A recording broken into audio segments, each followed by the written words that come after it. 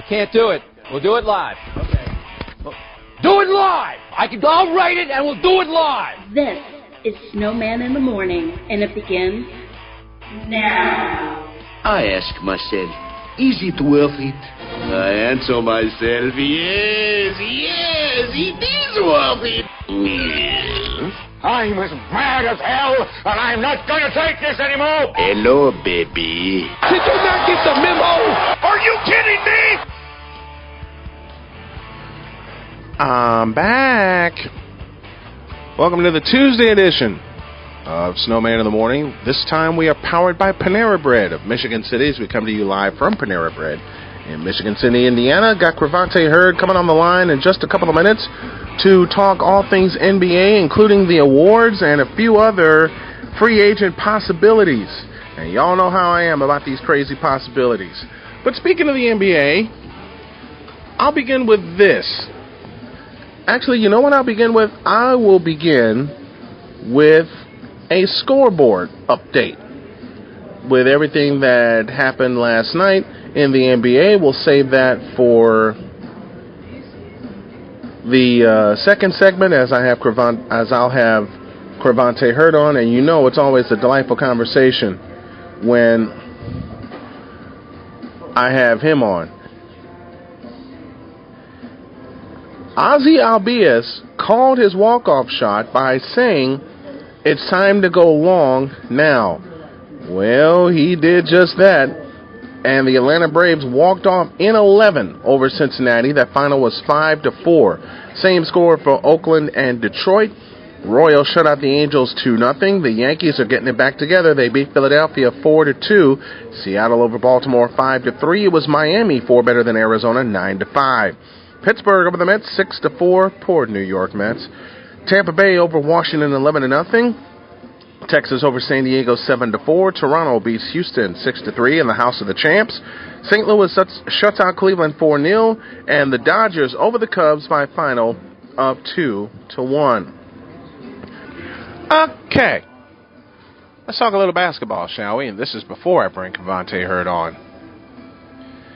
So LiAngelo Ball was informed by the Lakers that he will not be a part of their summer league team. Good. Leave him off of there. His daddy, LeVar Ball, talked the Lakers into drafting Lonzo. Yeah, I said it. He talked the Lakers into drafting Lonzo, even though they already had Kyle Kuzma, when they could have selected, Jason Tatum, Donovan Mitchell, quite a few others. But no, they had to go with Lonzo. Fine, you got the Ball mystique on your team, or should I say the Ball mistake on your team. Don't draft LiAngelo. LiAngelo is too slow. He doesn't play basketball very well, and he doesn't deserve a shot at a summer league team or a shot to make the roster. His basketball acumen is very poor. His acumen off the court is even more poor. The incident in China should tell you that. And he should not get a chance at all. At all. Period. To show what he could do on the court. I hope the Lakers don't select him. They didn't select him in the draft, thank God for that. They didn't give him a chance, thank God for that. I hope no NBA team gives LiAngelo Ball a chance. Until LiAngelo decides to improve his basketball skills, until he decides to improve his basketball acumen, and until he decides to tell his dad, "Shut up and let me get my own career," no one should draft him. Period. And I hope no one does. That's Snowman's take. What's yours? Cravante Hurd after this. What's up, everybody? Snowman here. If there's one thing you know about me or know of me, I love food. Period. Well, I got a place for you. If you love food, you'll try out Ruthie's, the new comfort food caterer and food cart around Madison, Wisconsin, and surrounding areas. They offer a new and exciting choice to eating on the run, bringing homemade food to you, a street corner, or a venue near you. Breakfast, dinner, and third shift. Give them a call today at 708-935-5763. That's 708-935-5763. And you know something? Tell them Snowman sent you. Full Armor Worldwide is open to serve you. Our goal is to provide professional service that'll meet clients' high expectations. Every client wants to achieve the services that'll meet their expectations and will satisfy them. People become more frustrated when their expectations and needs are not totally met. Therefore, they'll demand for a higher service or a quality service. A good and quality service will make you distinctive and stand out among your competitors. That's why Full Armor Worldwide stands out compared to other competitors. If there is a service that you need, such as web design, logistics, construction, property management, or more, Full Armor Worldwide is where you need to go. Give us a call today to set up your consultation at 888-386-2040 or drop an email at info@fullarmorworldwide.com. Full Armor Worldwide, innovative for a better tomorrow. Hey fans, spring is here and Cleaver Supplements invites you to spring into action to get in the best shape of your life. Our supplements and products will help you do just that. You had a good winter season, and now it's time to show off and keep that great shape, great attitude, and work on getting even better for your life. Our Fat Burner, Super Swole Serum, and other products will keep you on track to a healthier and happier you. Do it for your family, do it for your friends, but most of all, do it for you. For more information, visit us online at cleaversupplements.com. Cleaver Supplements, pure supplements for when genetics are just not enough. Unforgettables. Nice. This show is sponsored by Unforgettables. Unforgettables creates detailed hand-painted baseballs for every baseball fan. Check them out at unforgettables.com. This is Snowman in the Morning, where true sports talk lives. That's what? Are you kidding me? Need a little excitement? You know what, Will? I'm the juggernaut, bitch! The Tuesday morning edition of Snowman in the Morning continues. This morning we are powered by Panera Bread, and we come to you live from Michigan City, Indiana. Don't forget, the second half of today's show, you will hear a classic conversation I had with my buddy Josh Lopez last season. We touched on a lot of stuff, including the state of the NBA, which I'm going to touch on with this man right now. Cravante Hurd from the Flex Zone joins me. What's up, man? Hey, what's good, man? Thanks for having me on. Why did James Harden win the MVP last night? Listen, man, listen. It's okay. Listen. James Harden won MVP because from start to finish, he was the most consistent player in the NBA. Everybody else either came on late or lingered just a little bit and then rose up kind of like LeBron James and definitely Anthony Davis. But Anthony Davis came on really, really strong. And he didn't really come on until after Boogie Cousins got hurt. And, of course, LeBron, with his whole dismantle of the Cleveland Cavaliers midway through the season, that kind of threw him out of it because the team was so bad. So it's like it was really only between James Harden, LeBron, and AD. So if it's down to them three, you know what? You're not gonna like my next sentence. Okay, here we go. I don't like a lot of stuff you say. So, but you wind up laughing at it, and half of it winds up being true. Kevin Durant being one of them. I think Anthony Davis should have been MVP. I know he came on extremely late, especially after Boogie Cousins went down with his injury. But if you wanted to find anyone that carried his team the furthest shy of a championship, aside of James Harden, I truly feel that was Anthony Davis. That is absolutely fair. Listen, all these candidates were candidates for a reason. True. Very true. So I wouldn't have been mad if any of the three won because they're all well-deserved. They're all right. well-deserved. Absolutely. But the thing that goes against Anthony Davis, he came on late. He came on he came on strong. He definitely threw his hat in the ring, because in the beginning of the season, I'm probably kind of halfway through the season, his hat wasn't really in the ring. But he tossed that thing in there after the All-Star break. Yeah, I'll give you that. Rookie of the Year, Ben Simmons from Philadelphia, overshadowing Donovan Mitchell and Jason Tatum. And you know what? I don't like this. I know Ben Simmons had the most flash, but to me, my Rookie of the Year, as strange as this sounds, was Jason Tatum. Okay. That's absolutely fair. But once again, we got three candidates who are all well-deserving of it. Right. Absolutely. I don't think Ben Simmons, I don't think it's fair. They need to do something about this rule, because it's something to be said about somebody, even though he didn't play even though he didn't play games, he was in that atmosphere. He practiced. Exactly. He did things that a rookie would do. You know what I'm saying? Like, he basically redshirted his first NBA season. So they need to do something about that rule, or at least give a co-MVP or something. Right. Because that wasn't fair to Donovan Mitchell. Absolutely. Who I think won Rookie of the Year. Donovan Mitchell, that boy's a savage. The boy can play some ball. True. Jason Tatum up in Boston is a baller. That boy can shoot the lights out. Man. The boy can shoot the lights out, and you've seen him grow even in the playoffs. Yes. We've seen a lot of growth from him, especially after Kyrie went down. And he has an outstanding coach. So coaching him as well. Mm-hmm. But Donovan Mitchell, when he's still with those Utah Jazz, I mean, come on. Who had Utah going as far as they did? I did. Hey, When listen, Utah drew, when Utah drew, well, you meant that question for the casual fan. I understand that. But Sure. A, this is me you're talking to, and B, when Utah drew OKC, I knew Utah would eliminate OKC.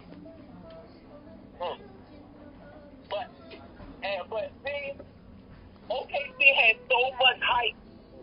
They had so much hype going into the season because they had that quote-unquote victory. And Don't get me started. I'm using a whole lot of air quotes with that. Don't get me started. Because I tell you, I never believed that hype. I did not drink that OKC Kool-Aid, I tell you.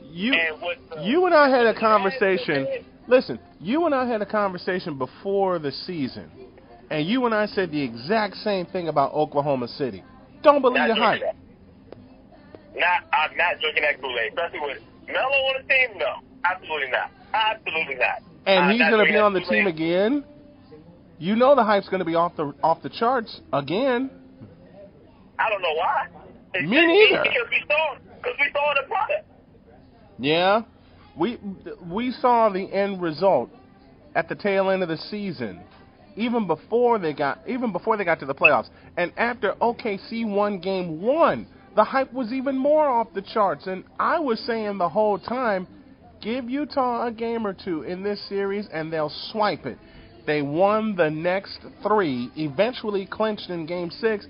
But there are so many holes in Oklahoma City right now, it's not even funny. And you wonder why James Harden, Serge Ibaka, Scott Brooks, and Kevin Durant all left. Yeah, there's a problem. There's something going on up top.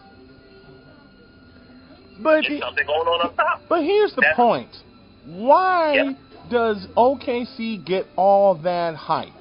Especially with one Russell Westbrook. And you know how I feel about Westbrook. Right. It's just people like to see big names team up, and they think that's enough. And that's not. It's not enough, obviously. Right. Because Russell Westbrook and Carmelo Anthony are the same player. Yep. And there ain't enough basketball to go around. And Carmelo opted back in. And people want to say it's not about the money. You want to try that again? It's definitely about the money. Stop it. Thank you. Thank you. Listen, we knew it was all about the money with Carmelo Anthony when he signed that dumb contract with New York. With New York. Come on now. And it's all about the money again as he opted in to stay in OKC, and he's not gonna win again. It's not. Listen, I'm not mad. I'm not mad at the brother, but you're not Right. gonna sit here and tell me that because you're gonna say that's a lot of money to opt into. Trust me, that's the listen. Truth. That's a lot of money. Truth. But you're not gonna tell me that he's about winning rings. Or He's not. He's about winning championships. It's about the money, and you can't. Don't sugarcoat this. Like I can see, it's about the money with him. I could see that too. And it's so obvious. This is what the casual basketball fan doesn't understand. It's so obvious it's about the money, not just with him, but with others as well.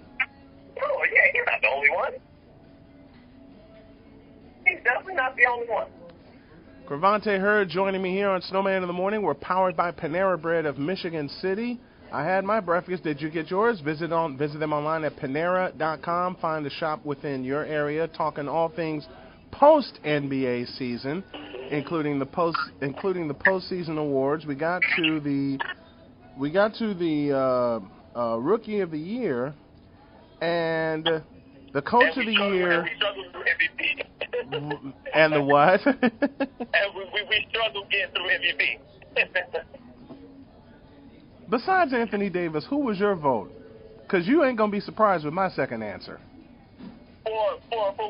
For most valuable MVP, most valuable player. I think. I mean, it's hard. It's hard to shy away right. from. It's hard to shy away from LeBron enough. It is really. I'll give you that. I'll give you that. It's hard to shy away from LeBron for a second, and I'm sure he got second in voting. You know, you're going to think I'm crazy. A lot of people are going to think I'm crazy, but I want you to think in terms of impact. Even though he missed the last part of the season with an injury, Stephen Curry should have been in the conversation also, especially when he came back from his injury the first time and only dropped 10 three-pointers. Yeah. I mean, I see that, but, you know, you gotta be on the court. You gotta be on the court. Right. That's the only thing. You gotta be on the court.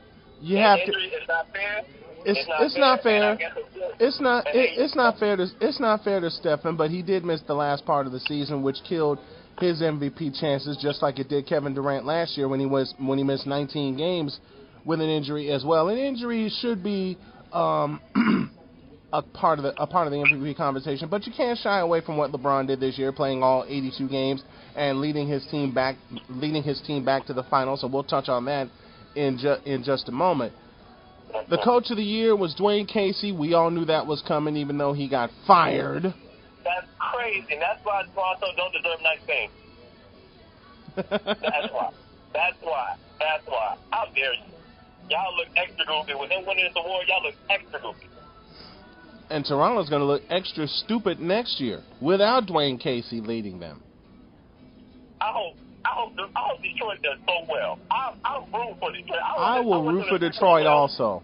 I'll root for the Detroit Pistons also, because it was unfair. It was so unfair what happened to Dwayne Casey after he led Toronto to the best record in the East, a #1 seed, and yet the administration of the Raptors is so gun-shy that they would fire Dwayne Casey and not give him another shot after he led his team to the best record in the East, which tells you the fear they have of LeBron James as a team on the court, but in the front office also.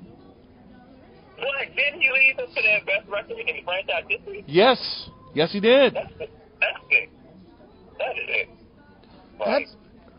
That's kind of disgusting for that to happen. That's nasty. Like, why? How? Like, that makes zero sense. I was really upset with that, man. I don't know if you can tell, but I was highly upset with that.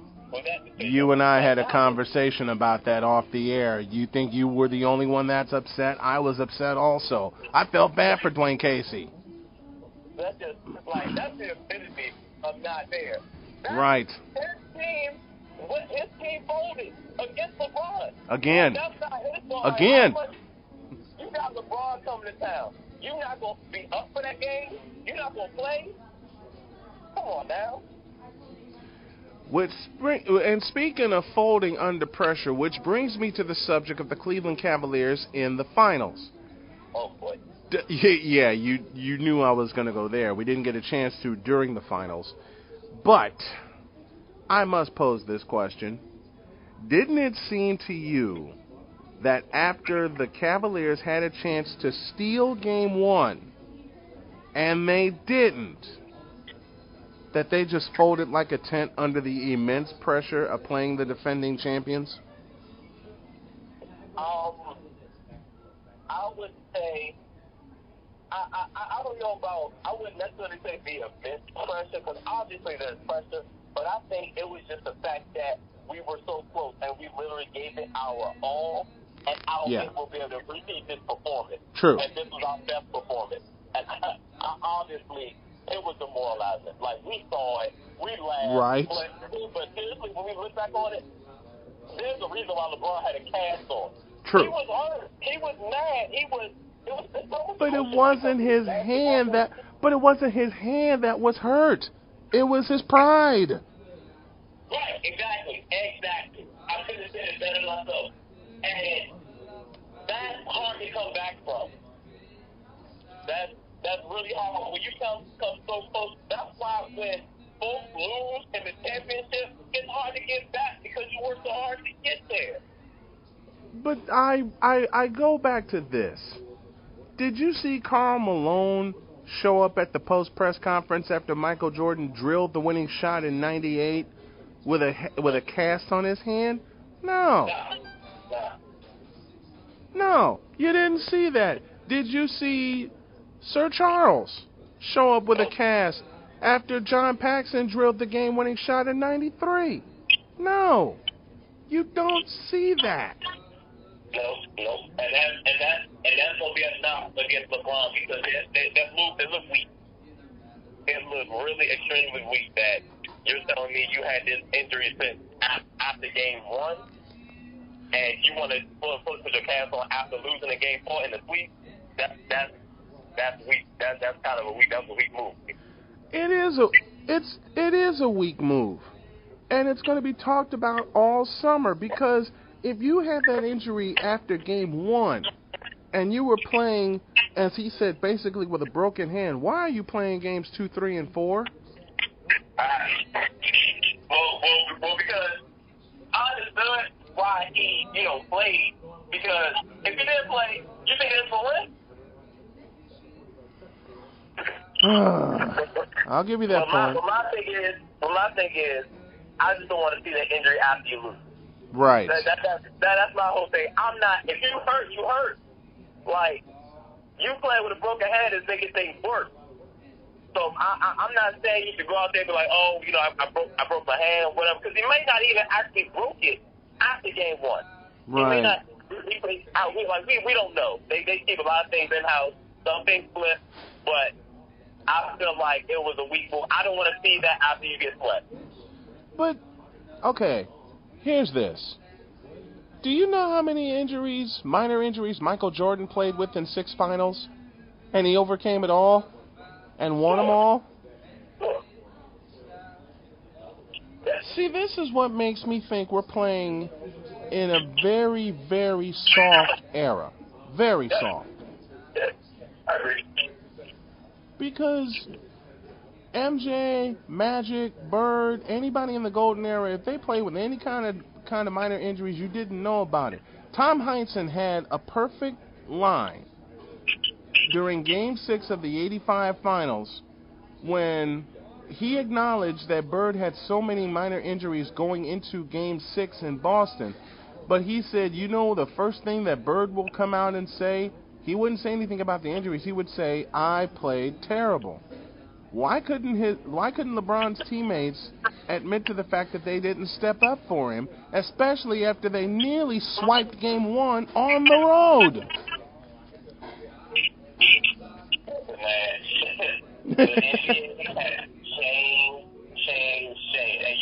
And you're significantly older than me, so you watched the NBA even from what I've seen. Like, I started watching basketball in the midst of the Jordan era. And right. You saw the transition from the 80s, 90s, 2000s. Right. But I'll tell you, from my perspective, it has been bad. changed. Like, I don't see none of the stuff I see now. I didn't see a glimpse of it, 20 years ago.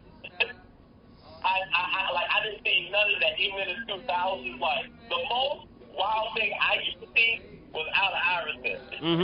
Like, that was the wildest stuff I saw, like with the cornrows and the baggy clothes. Right. That's the wildest stuff I've seen. But I never really saw any much in-game stuff outside of a couple of fights here and there. Yes. But that was regular. Well, I was really, really skeptical of Allen Iverson, even though in the closet I loved watching him play. I did. I enjoyed and adored Allen Iverson. You know what finally, and this is weird, a lot of people told me this is weird, but then they also get where I'm coming from considering the basketball I've watched over the past 30 years. What really gave my heart to Allen Iverson was the way he paid tribute to Michael Jordan in his Hall of Fame speech. Okay. Yes, that's it. Because think about it. Think about where I'm coming from with this. I didn't know who the hell. Well, I saw Allen Iverson play at Georgetown, and I knew he was an incredible talent. And he got better throughout his career in the NBA. Yes, he did. He did. I'm admitting it after all these years. He got very much better during his career, especially his career in Philadelphia. But that was kind of, I want to say, the beginning of the transition of the NBA's image. And David Stern fought with Allen Iverson for so many years, and now I'm asking the question, why? Because Allen Iverson, after MJ retired in 2003, Allen Iverson, until LeBron took it over and Kobe stepped in also, LeBron was the face of the NBA. Allen Iverson was the face of the NBA. I mean, that's not far off. You're not wild or crazy for saying that. Because he was. He single-handedly changed the culture. Like that, like how you He did. Yeah. He did. He changed the culture. He changed how we wear our hair, the tattoos. He set that standard. And but he made it like, I'm going to bring how I am as a man and how I am as a person along with me. He didn't hide anything. And that's a tribute. Us that come from, not the best background, we appreciated that. That's a tribute to the old school also, because they didn't hide who they were. Right. Cravante Hurd joining me talking NBA basketball, and I think I'm just going to make this a weekly thing where I have him on to talk NBA and talk NFL. While we're discussing the NBA and the aftermath that was the NBA Finals and the NBA season, for the second time in his career, LeBron got swept in the Finals. Ouch. Oh, boy. Oh, boy. How do you explain that after taking his team to a 7th game on the road, and all kinds of credit and kudos to LeBron and the Cavaliers for winning Game 7 on the road and being the first road team in that series to score a road victory? Then you run into the juggernaut that is the defending champion Golden State Warriors. Okay, so listen, before I say this, that I am not one to give LeBron any pass. Correct. Any type of pass because of I'm the same way. I'm the same way. Of course, because of how he operated, his career. Which is great. As a businessman, yes. It's phenomenal. But yes. Basketball is questionable.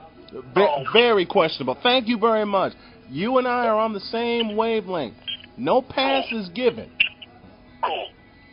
So, I say all this to say, that hype that he got after dismantling this team and getting all these new, young, athletic players, yes. And they started really, really well. Like, it was so much hype, but it died fast. It really did.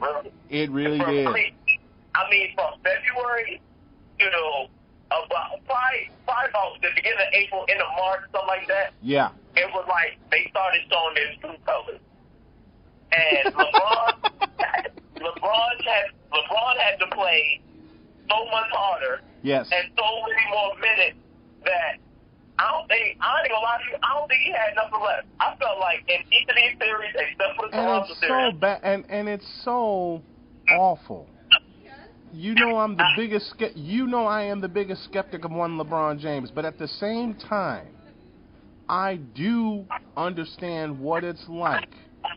I may not play sports, but I run my own company. But I do understand what it's like to have to shoulder the burden and carry the load for your entire team when no one else shows up. Now, this is taking you out of the equation because you're always there, Michael Lyle, my buddy, and whomever else comes onto the show and helps me build the show, and I appreciate y'all. But I understand what it's like. I get it. I really get it. By the time he played Game 7 in Boston and won that, and then he dropped 51 in Game 1 of the finals, he was completely spent. He had nothing. And I can point, you can point to at least one instance where in each of these series, except for Toronto, that it was like, I don't think he's going to make it. I don't think he's going to make it through the series. Because the Pacers series, like, I'm not gonna lie to you. I didn't think he was gonna lose in the first series, but God dang it, Indiana made it look good. Indiana sure did make it look good. After Indiana, and of course, Boston. You know, Boston beat them up mentally. Like on the coaching side of the game, they beat them up. Which leads me to this: who is at fault in Boston for losing Game 7 at the Garden? I'm not even going to give you an actual person. Okay. I'm going to say inexperience.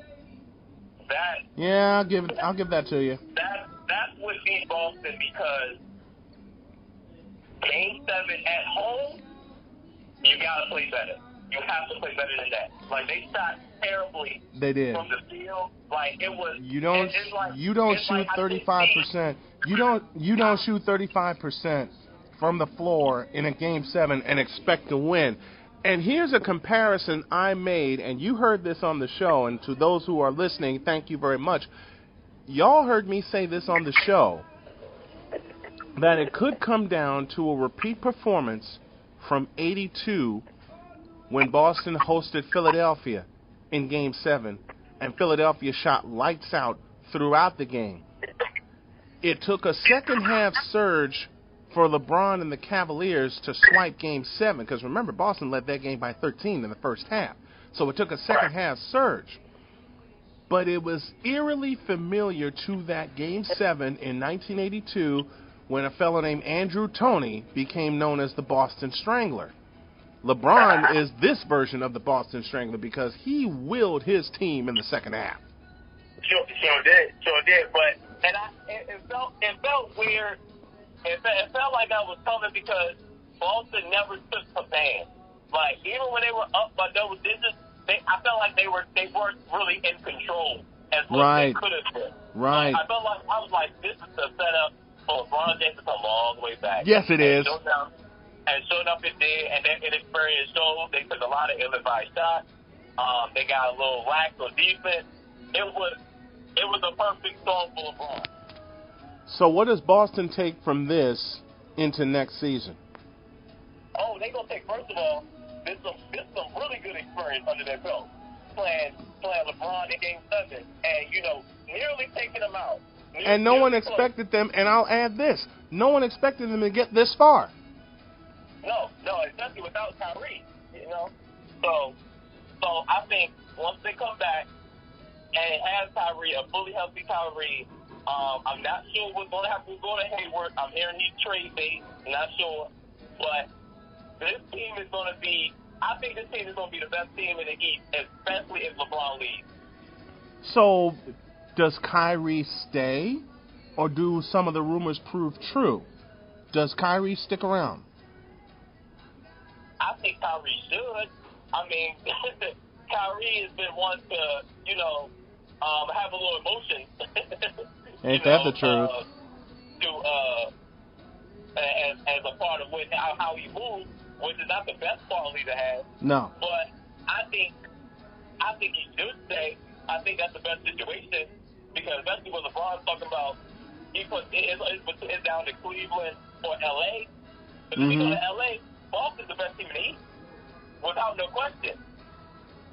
So here's a question for you, and I know many people have posed you to this, but none of those people is me, number one. And number two, none of those people will actually throw this question at you with some meaning behind it. And you know what I'm talking about when it comes to that. Sure. Where does Chris Paul come into play? Wow. You know what? I think Chris Paul is staying put. Really? I think he's going to stay in Houston. And I only say that because it's only, for Chris Paul, it's between Houston or wherever LeBron James goes. Point. Now, if LeBron stays in Cleveland, why would Chris Paul go anywhere else? Why would Chris Paul go anywhere else? It's Houston or wherever LeBron James goes. Truth. If LeBron goes to L.A., Truth. listen, for whatever reason, they don't like Chris Paul in L.A., at least not for the Showtime Lakers. I don't know what it is. I remember back in the day when David Stern stopped that trade. That put a black eye on the NBA when he vetoed that trade of Chris Paul to the Lakers. That was crazy. I was like, wow, I didn't know he had the power to do that. I ain't gonna lie to you. I was like, what? I didn't think he could do that. I didn't think he could either. But and I insert this funny point, and I remember him appearing on the show and saying how you ruffled some feathers when Ice Cube gets in the conversation, the big Laker fan that he is. Right. You got somebody that's in a whole different realm. Right. Stepping into here like, oh, no, that's not right. And it was dirty of David Stern to do that. Ice Cube had the correct word. It was dirty. That's exactly what it was. But Chris Paul, I don't think he's going to be able to go anywhere because he recruited so hard, which leads me to believe he's going to stay. Because otherwise, he would just be out on the market waiting for LeBron. He wouldn't be actively trying to recruit him to go to Houston. So who goes? So let's play devil's advocate here. Let's play a little what if. Then this is a strong if. If LeBron comes to H-Town. Oh boy. Who goes? Because I got two answers off the bat right now. I tell you, if LeBron James goes, Trevor Ariza is gone. That's my first answer. And let's see, probably Clint Capella, man. I don't think so. I don't think so. I think the other fellow who would be gone would be Eric Gordon. Okay, that's fair. Because you're talking about. Just got a thumbs up from one of the folks here at Panera as we have Snowman in the Morning going here on this Tuesday. Second half coming up in just a bit. You think about how Houston wants to build their team. Think of how Houston lost to Golden State in the second half of Game 7. Golden State was able to get inside even though Houston had the rebounders and the inside protection. Think of how Golden State operates, because now you know not only is Houston going to have it for the Warriors, Cleveland's going to have it for the Warriors. You know New Orleans is, and they're going to have the best inside tandem in the business, especially in the West. So you keep Capella and you get rid of Gordon. Here's the flip side of that coin. Ariza may go anyway, and guess where he may go? Ariza may wind up in Oakland. Yep, I agree, and that's why I said Ariza. So I'm like, Ariza will have a destination. Oh, Steve Kerr will welcome him with open arms. Everyone will. Absolutely. Everyone will welcome Trevor Ariza with open arms, and with the selection that the Warriors did of Jacob Evans, who may be another Warrior draft steal, i.e. Quinn Cook, i.e. Jordan Bell. Yeah. They're setting. Let's go to Oakland for a minute. They're setting their team up not just for the next 2 to 3 seasons, but for the next 5 to 6 with the selections they're making. Yeah. The guys at the top know what they're doing. Let's go. The guys at the top got it. Going back to 2010, and this is when the Spurs were sitting on top, them in Miami. They were putting the pieces in place for the run that they're on now.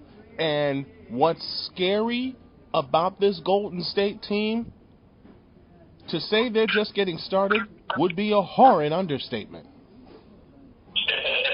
Get started, keep going. Here's the question though. With Trevor Ariza, and this rumor is going to pop off the charts. Ariza is going to find his way to Oakland. I feel it. Still, the biggest domino to come down for me ain't LeBron, it's Kawhi Leonard. And that unbelievable ultimate situation we came up with, as strange as it sounds, still may happen.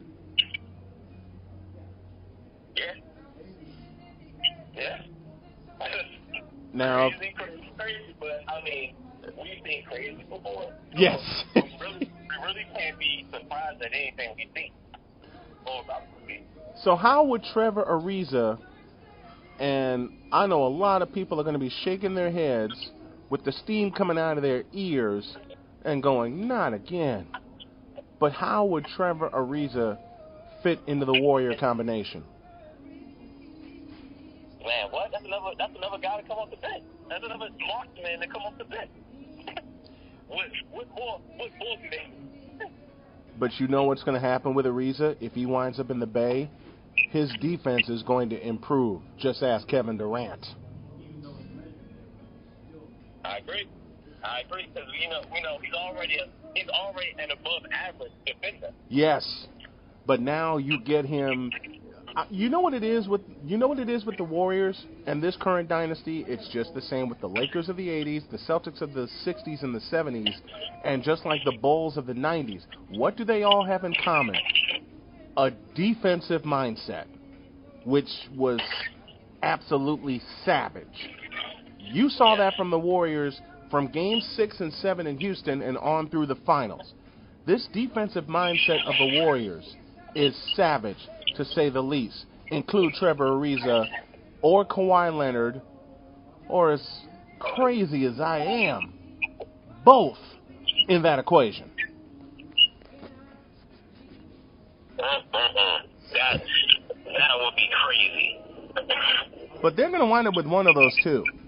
One of those two will wind up in Oakland. It's more than likely going to be Trevor Ariza.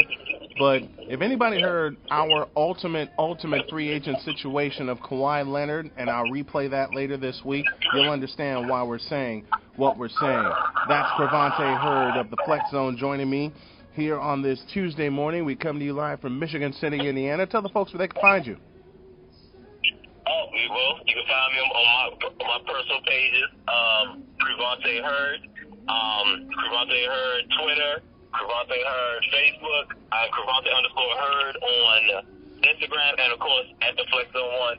Give you sports how you want it when you need it. Oh man, the Flex Zone will be returning to Arena Sportsnet, folks. Just you watch. Probably this fall, but the Flex Zone will return to Arena Sportsnet's weekly programming. Thanks, Cravante. Appreciate the time. Of course, man. Thanks for having me on, man. And we'll do it again. Pause for a break, and we got a couple classic conversations for you. Snowman in the morning, back in a flash. Full Armor Worldwide is open to serve you. Our goal is to provide professional service that'll meet clients' high expectations. Every client wants to achieve the services that'll meet their expectations and will satisfy them. People become more frustrated when their expectations and needs are not totally met. Therefore, they'll demand for a higher service or a quality service. A good and quality service will make you distinctive and stand out among your competitors. That's why Full Armor Worldwide stands out compared to other competitors. If there is a service that you need, such as web design, logistics, construction, property management, or more, Full Armor Worldwide is where you need to go. Give us a call today to set up your consultation at 888-386-2040 or drop an email at info@fullarmorworldwide.com. Full Armor Worldwide, innovative for a better tomorrow. Some energy drinks want to scare you. Some even want to bully you around. And the others, they're just blowing smoke. Packed with vitamins B3, B5, B6, and B12, the new HiQ energy drink comes available in 4 exciting flavors. Skyberry Fusion, Apple, Coconut Fruit Punch, and Lemon Lime. Natural caffeine, no preservatives, no crash, no bull. HiQ energy drink. Wings are for birds. What's up, everybody? Snowman here. If there's one thing you know about me or know of me, I love food. Period. Well, I got a place for you. If you love food, you'll try out Ruthie's, the new comfort food caterer and food cart around Madison, Wisconsin, and surrounding areas. They offer a new and exciting choice to eating on the run, bringing homemade food to you, a street corner, or a venue near you, breakfast, dinner, and third shift. Give them a call today at 708-935-5763. That's 708-935-5763. And you know something? Tell them Snowman sent you. This is Snowman in the Morning, where true sports talk lives. Excuse me, bitch! Are you kidding me? What? Ladies and gentlemen, I have been wanting to have this man on for a while. He is finally on with me. I love this brother dearly. He's the host of the Josh Lopez Wrestling Podcast, one of the most popular wrestling shows you will ever hear. And we're just going to dive right into it. Everybody, please welcome Josh Lopez, a.k.a. Notorious Joshy. What's up, my brother? Excuse me, bitch.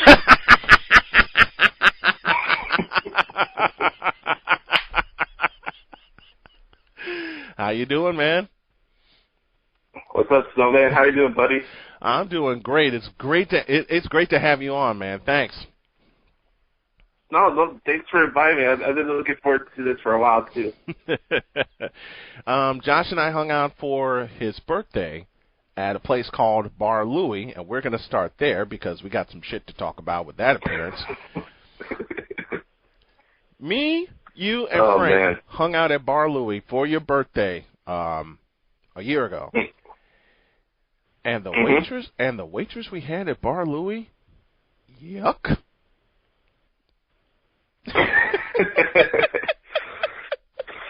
I always have one rule to follow by. And that is? And that is waterfall is waterfall. All right, man, let's get serious for a moment here.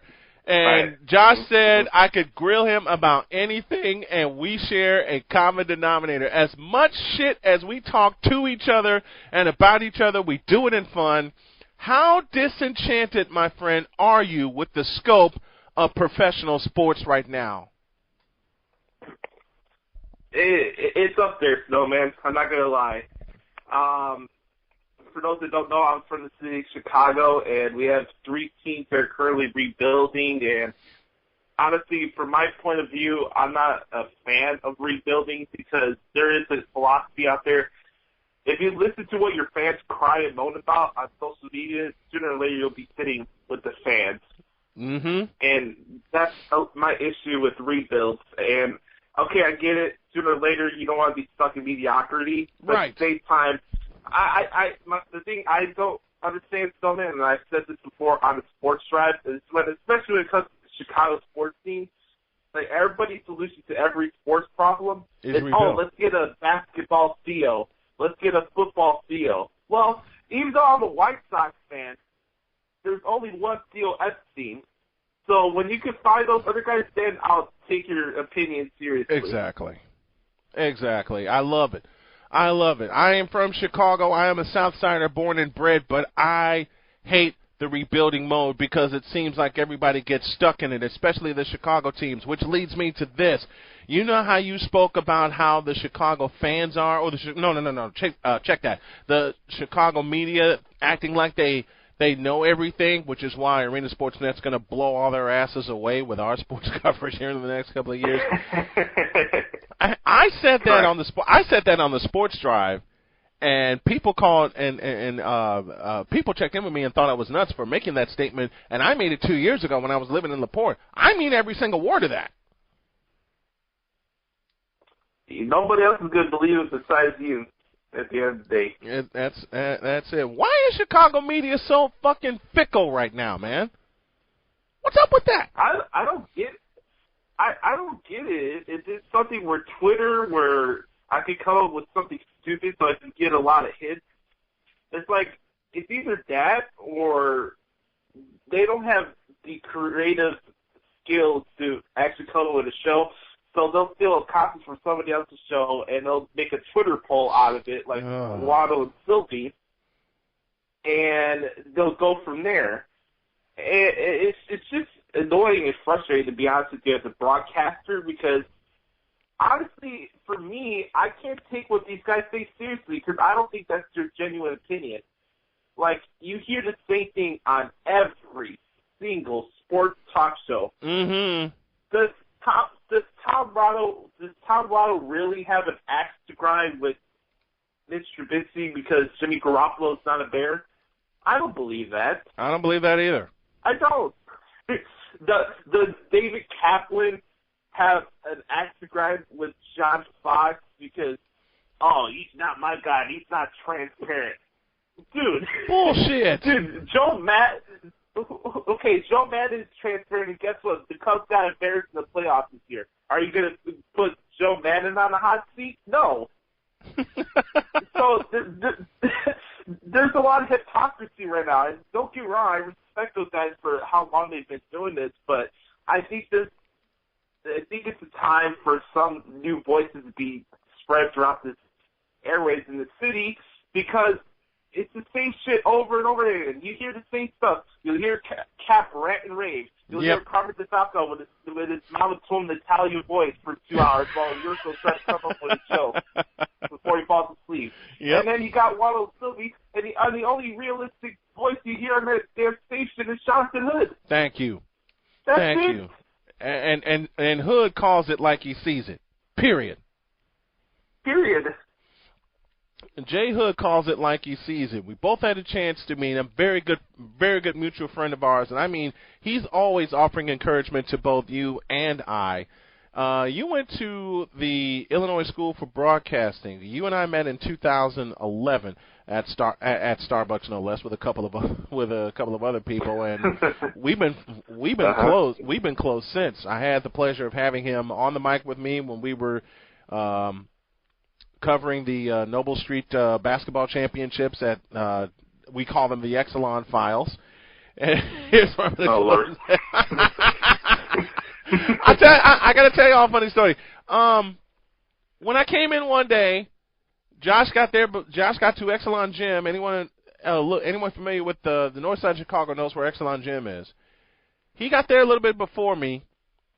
He got my attention, and he showed me this mascot that looked like it was supposed to be a puma, but it looked nothing like a puma.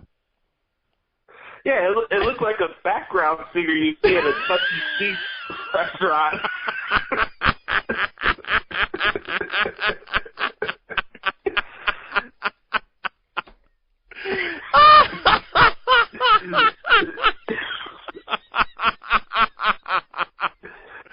Oh, my goodness. I looked at that, and I walked out. Yeah, you're mad. Because I'm thinking, what the hell is that? That does not look like a damn that does not look like a damn puma. And then the moms that were there, and we mean this in love, folks. The moms that were there kept messing with us. Everything's a foul. And we heard it even through our headsets. It was loud in that joint. It was loud. Yes, it was. Oh, man. All right. You know, you and I have been friends 6 years. I've been around when you were putting in your applications, still putting in applications to work at radio stations. And this is what pisses me off about them, because I've been down this road. They bring you in, they treat you like you're royalty, they show you the ropes, you think they're going to hire you. You think you have the qualifications to do so, and then you don't hear back from them. That's a little shitty, in my opinion. Right. Yeah, that's the current struggle I'm dealing with right now, and I know a lot of young broadcasters like me deal with this, so I'm not putting myself in one box. And right. I'm a very humble guy. You know that, Snowman, better than anybody. Yes. I've been able to do a lot of cool stuff at a young age. I've got to cover a WrestleMania invited by the WWE at the age of 20. I've got to cover other events around the city of Chicago. I was able to have a 3-hour radio show at my school's broadcast station. Yes, and it was a wonderful, show. Not only a 3-hour show, a 3-hour wrestling show. Yes. Think about that at a sports station. Yes. Was it tough for you? Was it tough for you to leave? When you brought it into that show, was it tough for you to leave? Well, you got to understand, man. I did that show from July 2013 to WrestleMania 32, which was in 2016. Yes. So I did it for almost 3 years at that station. I did it every single week. I didn't make any excuses. I'm a person that rarely gets sick because I'm a waterholic. I'm not an alcoholic. And I like to stay away from people so I don't get sick. That's kind of my secret, but I did that show for a long time, man. We'll talk about that later on during the thing, but like going back to the applications, like I've had the opportunity to do multiple interviews with the Score. ESPN 1000 has invited me a couple times to go to their place as well on State Street, and like they tell you, right? Like if you get called back for a second interview, it's like, oh, you must be doing something right, or they have some type of interest. I go there, I talk. Not only I talk to one person, because that's usually the only interview you do at an application, right? Something. Right. But the last one I did this past December, not only did I talk to Randy Birkin, who's the associate program director there, but I also talked to Adam Delavin the same day, the program director. So I had 2 interviews that same day with the same station. Yeah. And it wasn't for different positions. It was the same position I was going for. My skills right now is a board operator. I'm good at producing. I know how to make music beds. I know how to adjust the mic and all that fun stuff. Like, I felt like I had the perfect opportunity. I expressed my passion for Chicago sports. I talked about my work ethic and how I'm kind of different than your common millennial out there. And I thought I had a good feeling in my heart. I could trust my instincts when I know something's going to happen. And, you know, when I sent out the application to get a media credentials for WWE, they didn't have to accept me. Right. I was barely graduating from the broadcasting school with no other experience. They didn't have to bring me out there, but they did. Yep. And I appreciated that. But ESPN 1000, they brought me 2 interviews I did was in December. And then I had to wait through during the Christmas holiday. And then I had to wait after the Super Bowl. And, I get a notification on my Gmail account in May, oh, we found something new, we'll send you another link for another application if one comes out. And I'm like, the fuck? I maybe it's just me. Maybe the confidence I have in myself is it doesn't come from a cocky or arrogant standpoint, but I trust what I do with my work, and I know how good I am. Mm-hmm. So I don't know why I'm not in the position right where I am. And I told Adam this in this interview that I want to learn. If I'm not producing the main shows right away, I'm fine with that. If I'm doing overtime and I'm just producing hoodie shows, cool. Yes. Honestly, I would prefer that. I would rather produce hoodie show and make it the best show on the station. Exactly. It already is. Mm-hmm. So I don't know. Is this something I'm doing wrong, Snowman? No, it's nothing you're doing wrong. It's something they're doing wrong, and that's not giving you a shot. I made you a promise 3 years ago, and I plan to keep it once the Chicago studio gets built. And what I told Josh was, when the Chicago studio for Arena Sportsnet gets built, you're coming in and you're pressing some buttons. I made that promise, and I intend to keep it. Let me shout out also Connor Klingon, who's going to voice the St. Joseph Chargers for basketball this coming season. Give you more on that details on that before we get out of here. 21 after the hour, Josh Lopez, a.k.a. Notorious Joshy, joining the Snowman here for our second hour, talking sports and life. You know something? I was warned to not put a name out there for fear of facing a slander lawsuit. I don't give a shit because they got nothing to stand on. So I'm going to go completely there. You and I share a common enemy. And that sumbitch has been bugging both of us. And frankly, I'm beyond a little tired.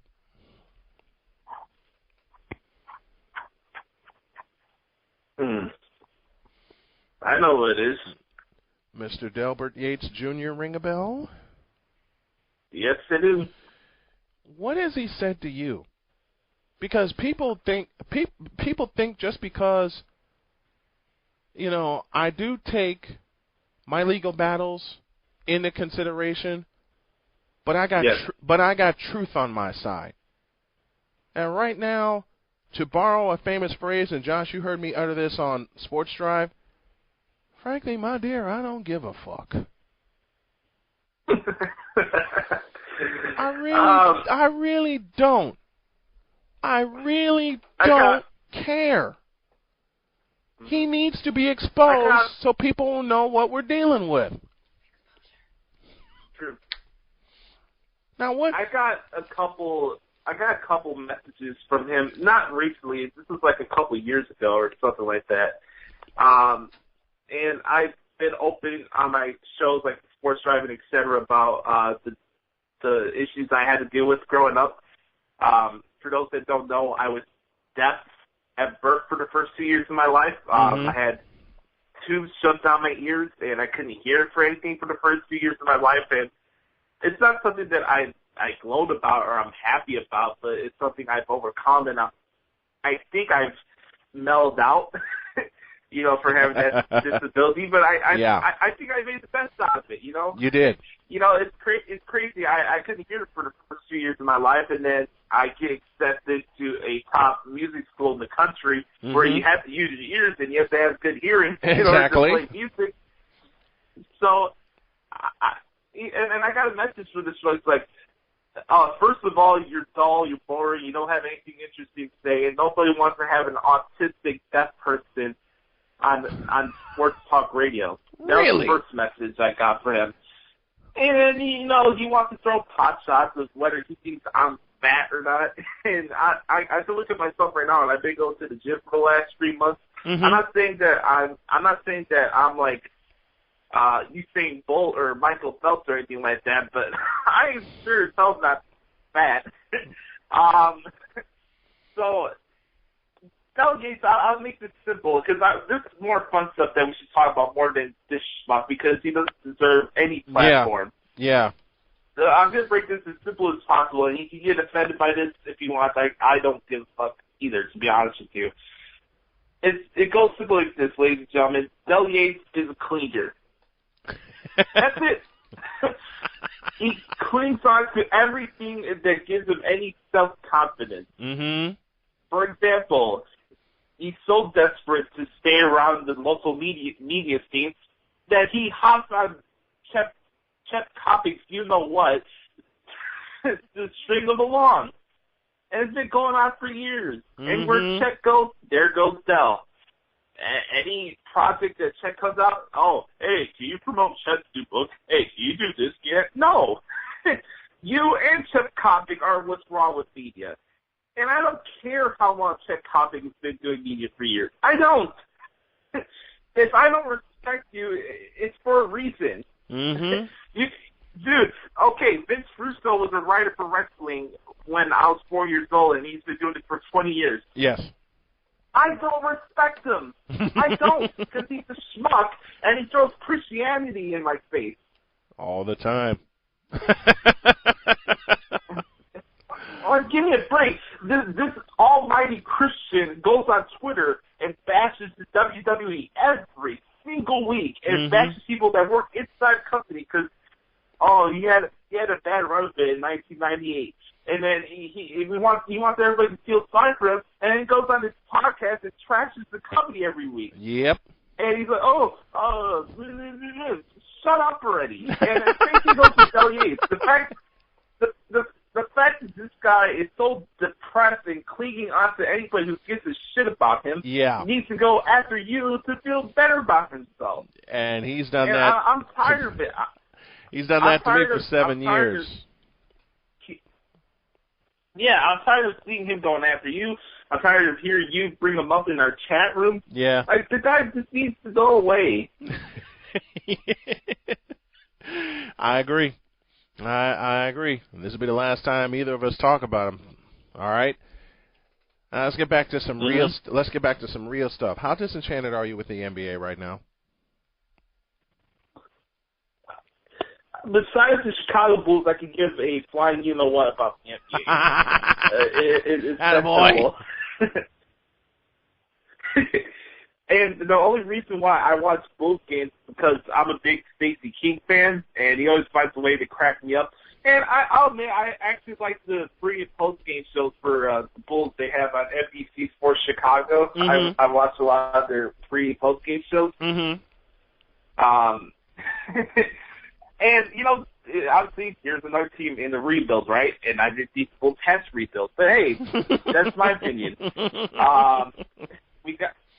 I got to deal with the cards that were dealt here. And we have Doug Collins now as a senior VP in the front office now.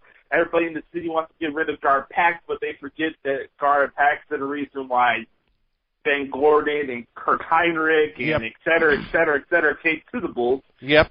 So, yeah, and they're also the guys that hired Tom Thibodeau, too. Let's not forget that. Right. It wasn't like, Tom Thibodeau came to us. No, they got him. And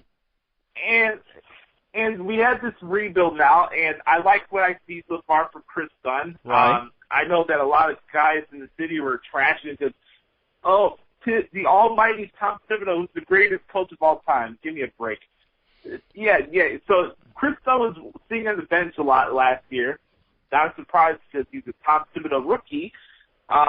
He didn't get an opportunity last year.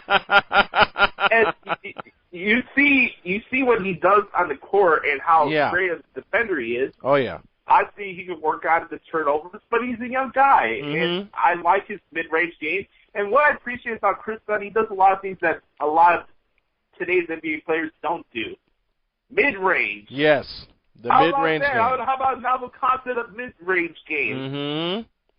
How about a mid-range game? Exactly. I like marketing. Who doesn't like marketing? I love that kid. He's in a little bit of slump, right? He's in a slump, but you got to think about this, though, man. Not only was he in the NCAA tournament with Arizona, but after that, he was in the Eurobasket tournament with Finland after that during the summer. This dude hasn't had a break since I don't know, last year. Yeah, since last November. So when the Arizona season and he's started. only 20. Mm-hmm. And he's only 20. So I'm not worried about marketing. Zach LaVine's coming back soon. Yep. I know a lot of people are excited for him. I am too. Mm-hmm. I heard that he held a good 3-point shot during last season before he tore his ACL. Yeah. I'm interested to see what he's going to do. And there's other guys on the roster I like. I like David DeWamba. I like Justin Holiday. Hell, Denzel Valentine came out of nowhere this year, and everybody's like, oh, he's a bust. And obviously that's not the case. But, you know, I'm not a fan of rebuilds. And sooner or later I have to accept the fact that Robin Lopez is going to be traded. But Robin Lopez is one of the best big men in the NBA. It sucks. Now I'm going to bring up a subject that makes us both sore when it comes to the NBA. I've uttered this statement on my show. You've heard me say it on my show. You were my engineer. You were my engineer once upon a time when the show was in its infancy, and I'd love to have you as my engineer again, and my producer. I'm just kind of putting it out there. I'd love to have you as part of my production team that I'm putting together. Why in the Vita Blue, yellow-bellied, red-blooded hell is the NBA still hyping up a player that has not improved in 15 seasons? And you know who I'm talking about. I'm still trying to figure out why it took 15 years to inject this schmuck.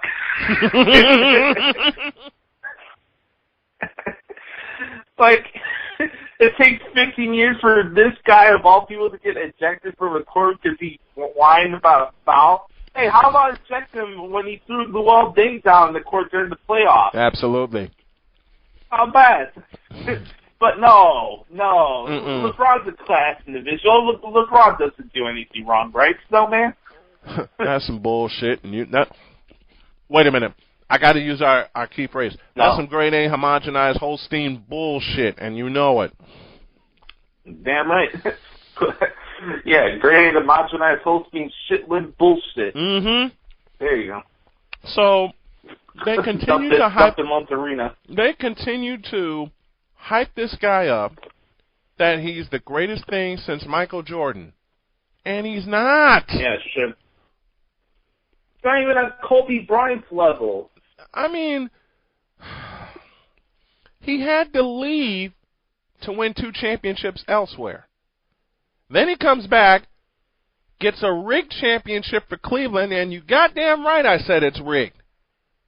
It will always be rigged. It will always be rigged to me, because how the hell can you tell me that the Golden State Warriors choked a 3-1 lead after LeBron James opened his mouth and dry snitched on Draymond Green? Now, I know you don't have the best admiration for Draymond Green, but you got to admit, in the 2016 finals, before he got suspended, Draymond Green was locking LeBron James up, so he couldn't do anything.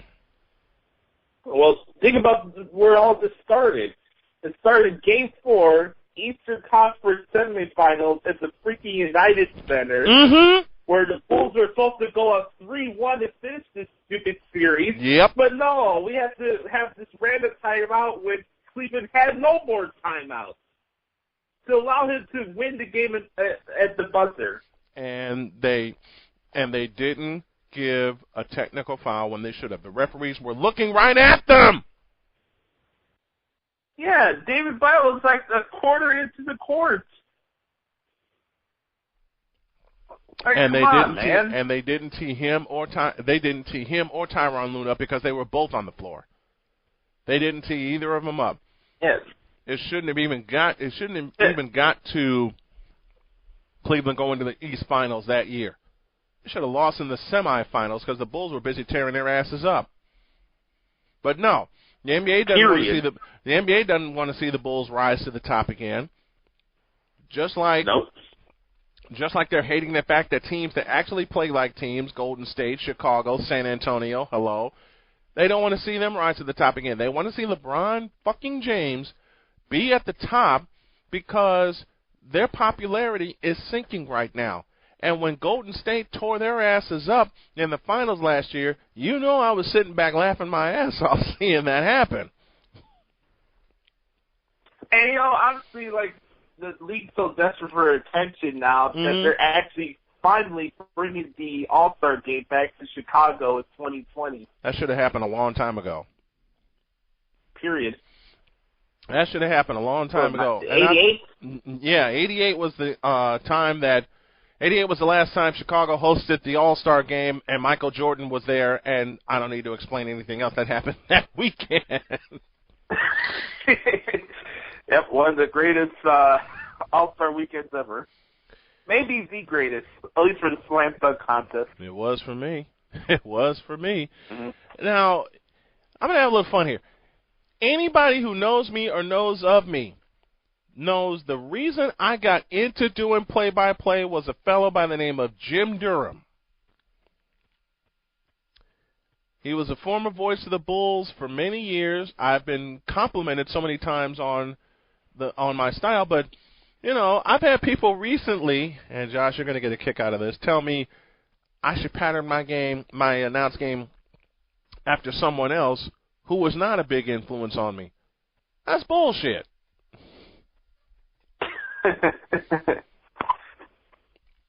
At least it's not Neil Funk, where every other shot is little to him. You know what? Neil Funk drainer.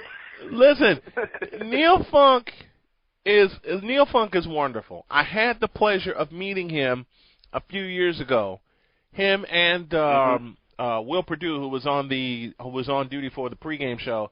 I met Neil at the United Center, had a chance to shake his hand, and I repeated something to him that I heard him say in '96 when I listened to a Bulls-Lakers game, and I did an impression of him. I had him cracking up laughing when I said, "Now the Lakers will inbound." And they're going to be shaking their head saying, "What the hell happened?" He starts cracking up when I said that. Oh, hey, you know one of my favorite lines from Stacey King? What's that? Let me get some butter on that roll. Can I get some butter with that roll?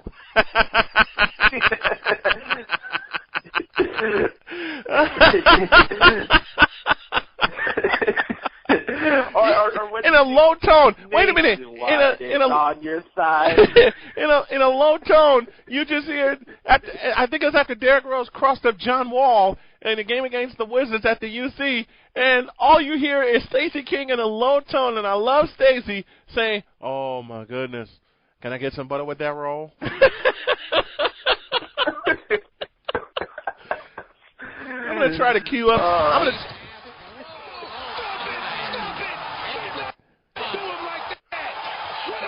Little Stacey King in the background right now, folks. Derrick Rose can go upstairs.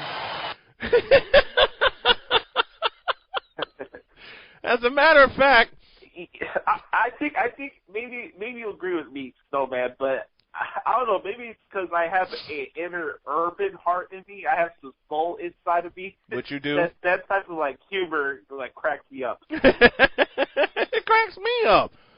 Look. People who listen to this show, and there have been many, and I thank y'all for doing so, know this sound. Did you not get the memo? Oh, man. And anybody who listens to the show, and Josh is a regular listener, and I'm praying he becomes a regular guest, they also know this, because this helps open up the show. I can't do it. We'll do it live. Okay.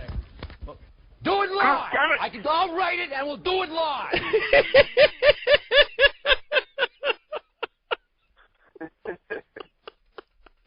I did the sports drive with Josh, Justin, and Sean and Frank for a couple of years, and I have all these sounds on my computer.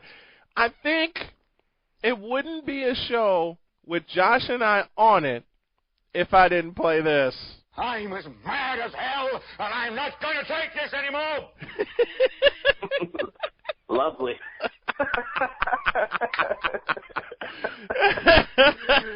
Oh, man. And you know what? One of the big staples of the sports drive was some impressions that I came up with. Yeah. Over the years. The impression, I had been away for a couple of weeks because I was doing baseball. But when I came back, the impression you did of Barack Obama had me on the floor dying, especially when you did it during the bash hour. Yeah, the Barack one's got a lot of praise, but also recently the Donald Trump one that I have has been sparking some eyebrows. I'll do this for you guys. Hopefully this comes through. Hopefully you hear me well, though, man. Do it. I want to make sure. Do it. All right, here we go. All right, here we go. We have the number one fans out there. You listen to the number one network. It's tremendous. We got the best infrastructure, the best website, the best fans. Believe me. Believe me. I'm going to build the wall between Coeur d'Alene, Idaho, and everything else in the United States.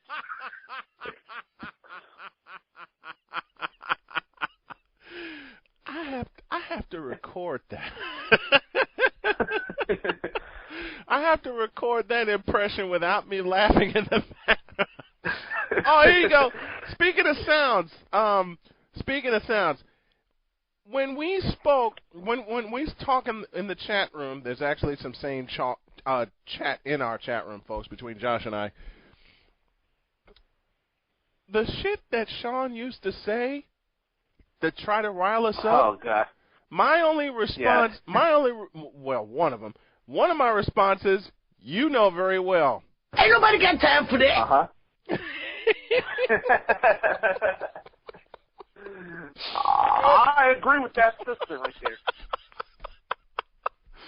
Because I understand. You know, the fun thing about with Sean Snowman was that, like, for me, maybe this is just my upbringing, and like I said earlier, I have an urban soul inside of me. I know how to respond accordingly to those that like to pick arguments and stuff, like with Justin. I'm not afraid to respond back. So whether it's with a GIF or something, I know what to respond back with. And especially when it came to Walmart Boy, I could just drop one Grinch GIF in there. One Grinch and he's off. Listen, Justin would try to rile me up too, saying stupid shit like Ben Simmons is going to be the Rookie of the Year, which he's not, because Kyle Kuzma is going to be, or Dennis Smith Jr. Ben Simmons is a bust as far as I'm concerned. Oh, yeah, and he'll say something like, oh, yeah, Ben Simmons Rookie of the Year. Child, please. And not only that, he'll send you bar graphs and freaking pipe graphs and bar charts of how great LeBron James is. You know what? I hit him with this one day when we were on the show. Down.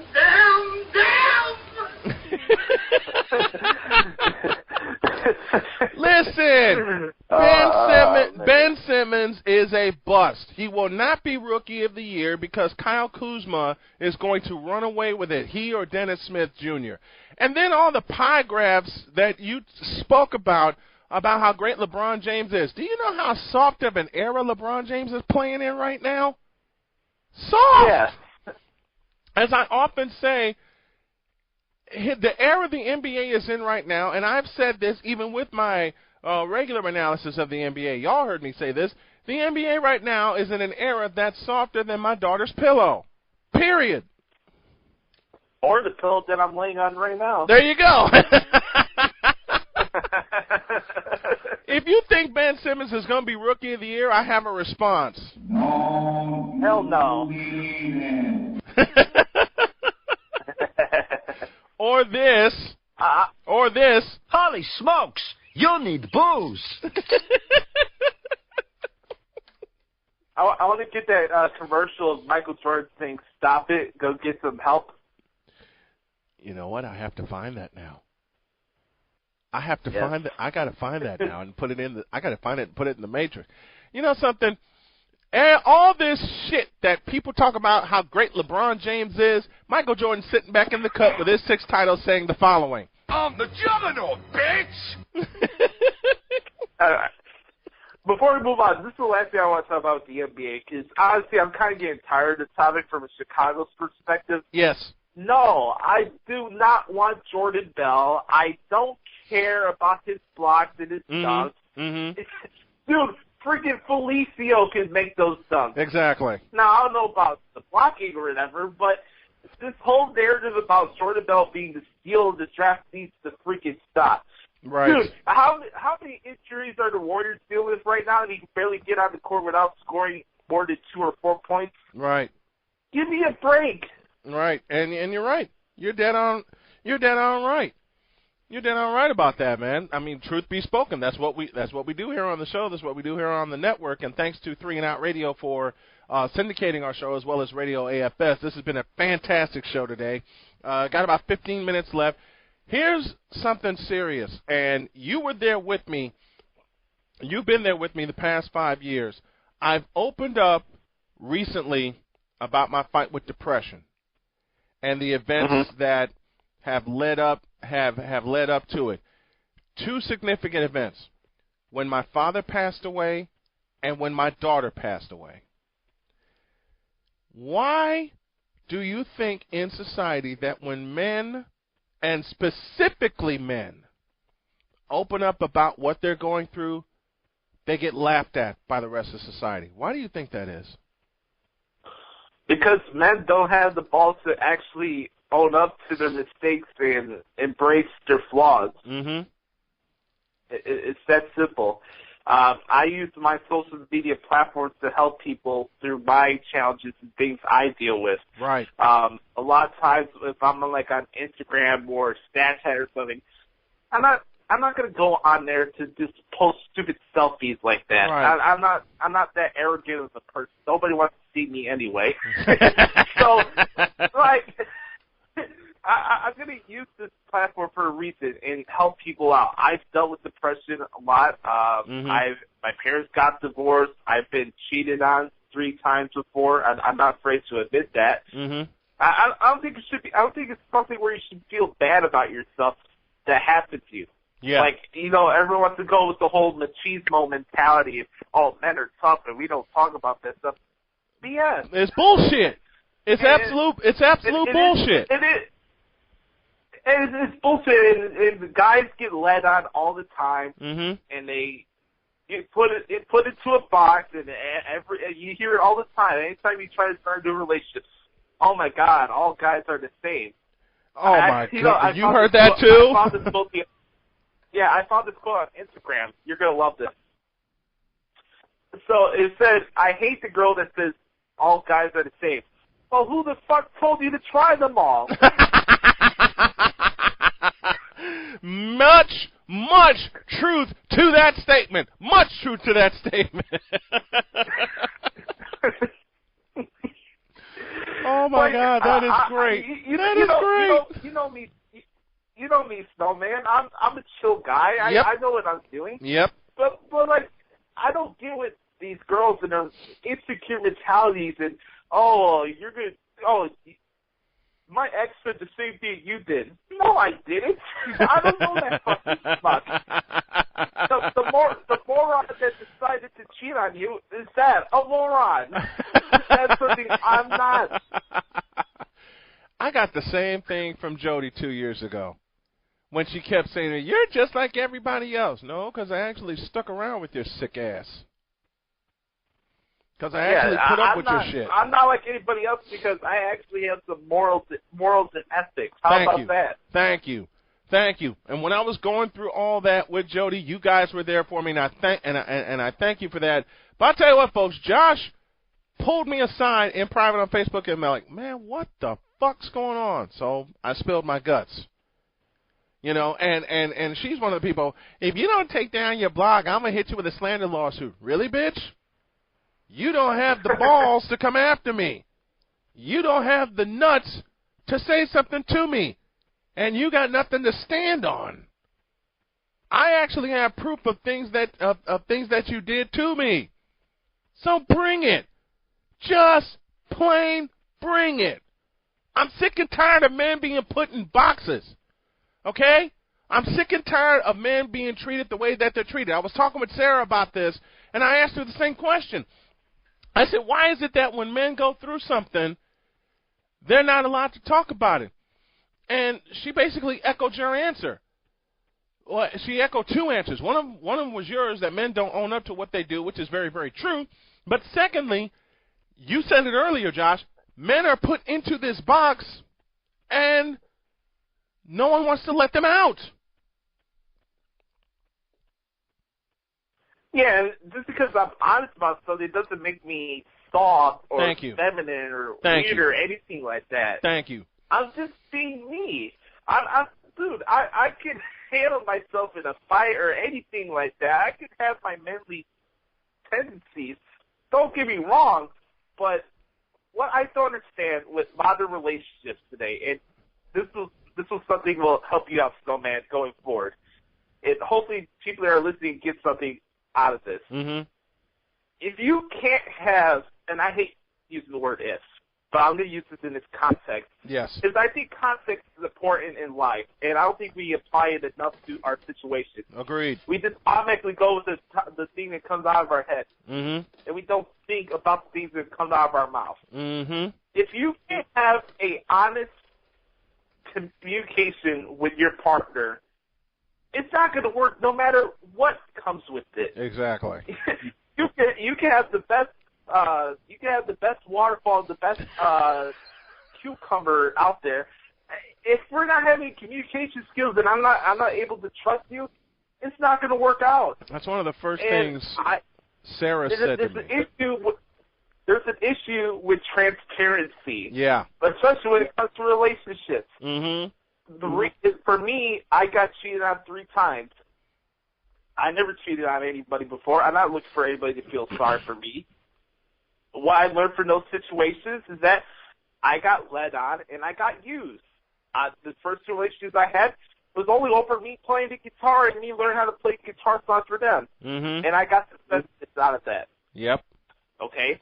Yeah, they didn't get me anywhere. The next person that cheated on me ended up getting pregnant 2 weeks later by the dude that she cheated me on. So figure that one out. I've realized through my past relationships that, you know, I'm not gonna waste my time with people. I'm not. If you're gonna be bringing negative energy through my life and you want to be with me, I have no time for you. It's just that simple. I think this sound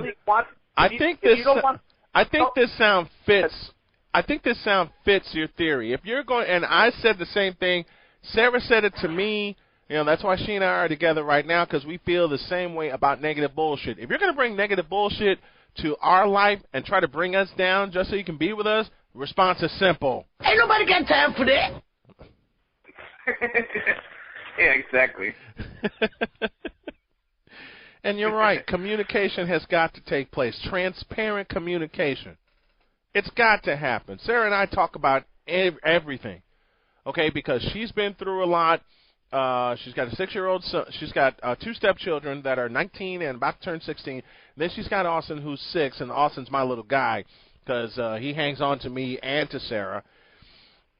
I told Austin about Donna, and he wanted to meet her, but I told her that she died, and he got really sad, and it just lets me know he would welcome her with open arms just as I welcome him. Exactly. And, you know, this is another tip I want to give out to people. You know things are not going to work when your partner is like, oh, make sure to call me when you're done with your work or whatever, right? And then you call, and then a dude picks up the phone. Oh, God. And says, call back later. Paul Allen, if you would. Think about that. Paul Allen, if you would, please. Are you kidding me?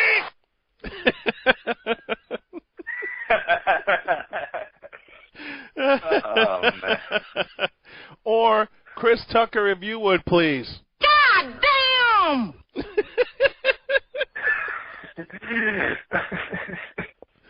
And when you get rid of that, and when you get rid of that person, all you have to say, look, when I got my apartment in LaPorte and finally got Jody off my back, one phrase came to mind. Ding dong, the witch is dead!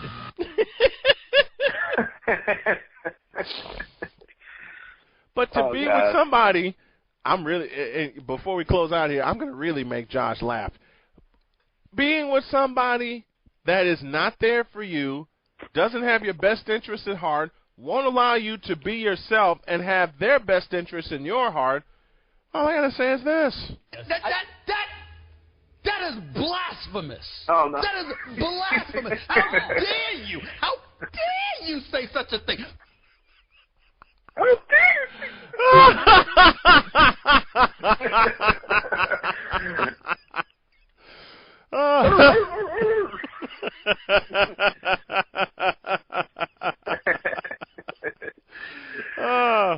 and I got to throw this in too.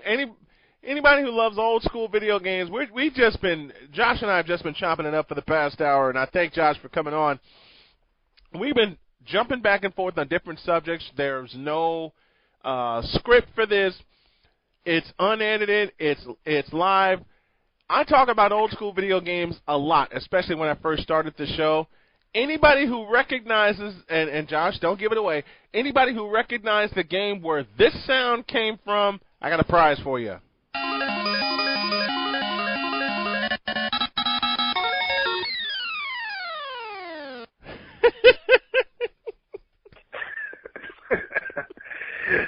That sounds like Dell at a first date.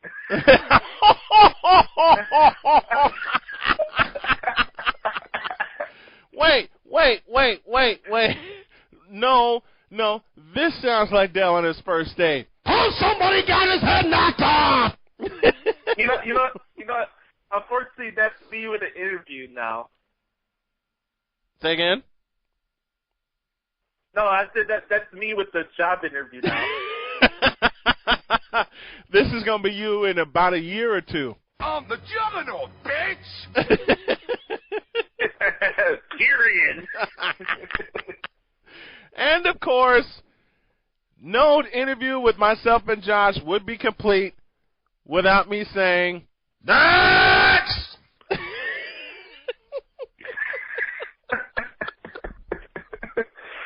Wait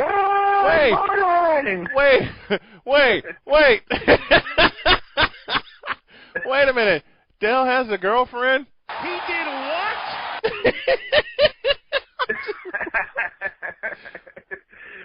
One more. Okay, I'll repeat that. And I'm kidding around when I say this, Justin.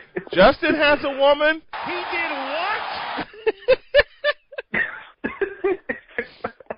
But we kid around with Justin. We love him. He's one of the band of brothers that we chat with. But when he finds out Ben Simmons won't be Rookie of the Year, his response will be, wait, try it again. I'm as mad as hell, and I'm not going to take this anymore.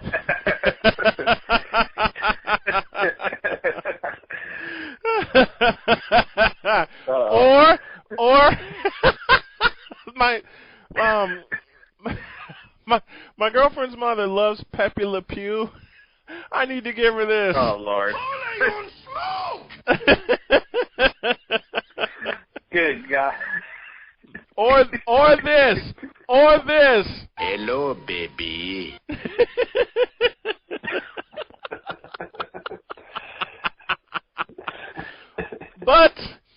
But hey, to all the folks,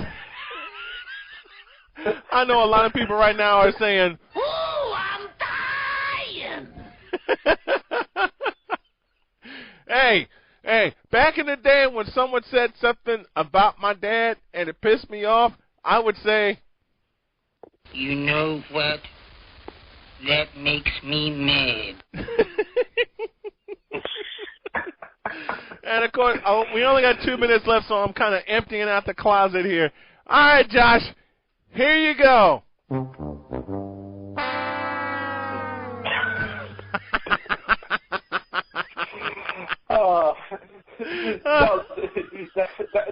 That's Carmen and Yurko trying to pull out comedy.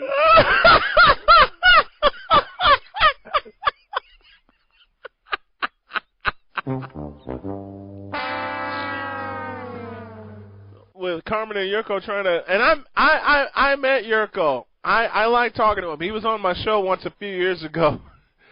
But any other show in Chicago trying to pull out comedy? That's terrible. Yeah. And or the game shot, no shot. Damn right, Sparkles. Three more, and these are for Sarah because she's tuning in. You know what you say to somebody, and this is especially true in the 21st century in the dating realm, that like totally gets on your nerves, and they want to do this, and this. All you got to do, and I'm joking as I say this, folks. You got to know that. Look him in the eye and give him this. Has anybody ever told you you have a serious impulse control problem? And one more from that movie, which of course was Batman Forever. I did this for Sarah on a video chat once, and she has to stop laughing. This is your brain in the box. This is my brain in the box. Does anybody else feel like a fried egg?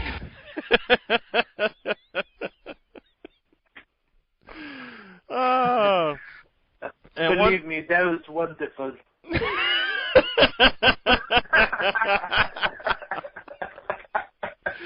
Josh Lopez joining me for this second hour. It has been absolutely magnificent. Got to do this again. Tell everybody where they can find you, my man. Everybody, you can follow me on Twitter and Instagram at Notorious Joshy. Notorious is a dedication to one of my idols, Christopher Wallace, up in the good heaven up there. Yes. And I have my website that I started back in May called ProWrestlingTranscriptions.com. So basically, if you want to check out my play-by-play articles without being cluttered with ads on other wrestling websites, right? The authentic play-by-play articles. Love it. Check out ProWrestlingTranscriptions.com. And then also, I have my own podcast, the Josh Lopez Wrestling Podcast, which you can find on YouTube, Stitcher, and Apple Podcasts. Oh man, always doing great work. I appreciate you coming on, man. You got to come back. We got to do this again. Snowman, your ratings have became the #1 ratings on internet radio. Believe me. I appreciate it. Thank you, brother. I love you very much. Thanks, man. I love you too. We got to go. I'll talk to you all tomorrow. Have a great day. God bless. Remember to make your next move your best move. And always remember, if your dreams don't scare you, they are not big enough. Snowman out. I'll see y'all tomorrow.